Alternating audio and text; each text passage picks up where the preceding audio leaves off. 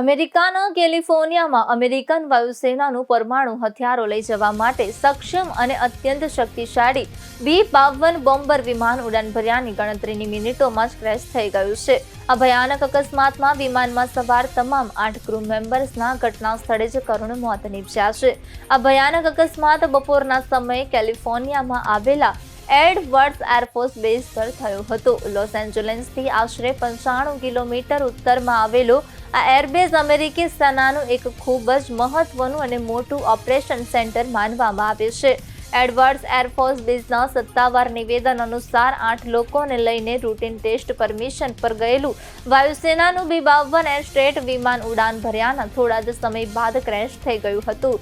શરૂઆતના સંકેતો દર્શાવે છે કે અકસ્માતમાં કોઈના પણ બચવાની શક્યતા નથી.